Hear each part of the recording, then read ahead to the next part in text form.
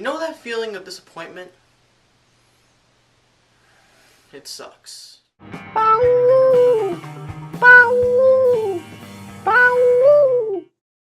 Prometheus. This film is a return to sci-fi for director Ridley Scott, who previously created the great sci-fi horror movie known as Alien. It stars the likes of Naomi Rapace, sorry if I butchered the name, Logan Marshall Green, Charlize Theron, Idris Elba, Michael Fassbender, and a couple other actors whose names I'm not going to give away in this review because the characters that they play are very essential to the plot. Now, the big question on everybody's mind was whether this movie was the big prequel to Alien or not, and in my mind it really isn't, even though this movie takes place in the same universe as Alien, and some things are brought up from the original Alien in this film, and things make more sense now. It's not a prequel, it's more of its own original story. It's basically about this scientist named Elizabeth Shore, played by Naomi Rapace, and her boyfriend, husband, close relations person, Logan Marshall Green, who plays Holloway. And they find this very, very last piece of the puzzle, which basically shows that there's a planet out there, somewhere in space, which basically proves the theory that we were created by aliens. And there's a planet which basically harvested human life. So a crew is put together, and they are sent on the ship Prometheus to this lone and deserted planet to find out the biggest question on many people's minds in life. Who created the human being? And what, where, why, and how? Let me get the good things out of the way because I really want to talk about the good thing. This movie, visually, is orgasmic. You get these amazing wide shots of these landscapes and this atmosphere on Earth and on this lone planet, and it's just beautiful to look at. Special effects and the visual set design of everything, the ship, the planet, the room with the giant head and all these little spheres, the creatures, really, really memorable and awesome. I absolutely adored how practical everything was, because nowadays movies aren't really practical, everything's CGI, or every background of a movie is just placed there through computers. But in this movie, a lot of this, almost everything is made from a big set, all like the big set pieces. As an aspiring filmmaker, I can really appreciate that from Ridley Scott.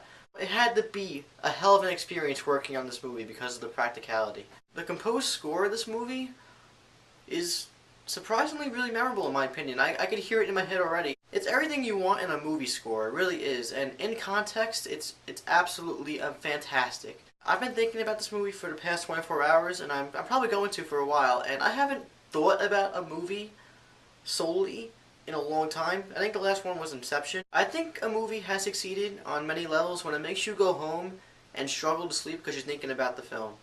Some of the performances in this movie were downright superb.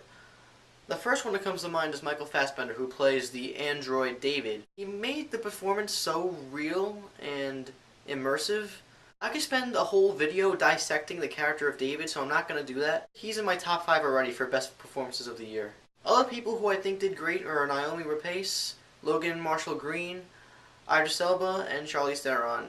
Now I'm going to dive into the cons of the film and what ultimately made me disappointed in this movie as a whole.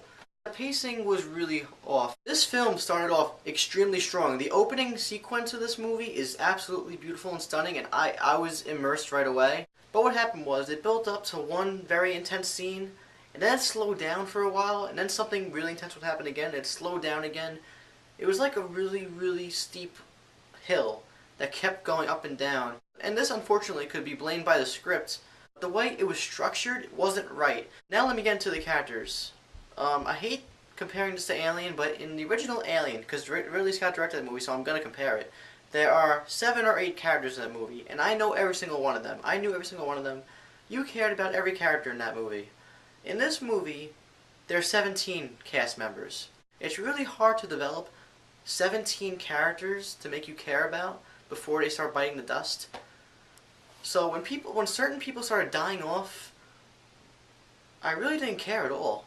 And it almost reminded me at certain points of like a campy horror movie from the 80s, because there are some characters in this movie who make some really dumb decisions, and ultimately what they do leads into these big scenes that you see in the trailers. It almost makes the movie feel convenient, and you want the movie to feel unpredictable, which it is at points.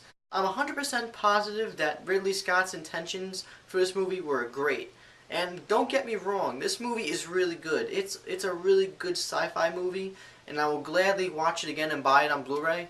It just left a lot to be desired. On certain aspects of the film, the execution was 100% solid, but on other aspects, it was just really poor. Anybody who's expecting a straight-up horror movie, like Alien, that's not what you're going to get. This movie is more about the discovery of mankind, and more about the philosophical questions of life.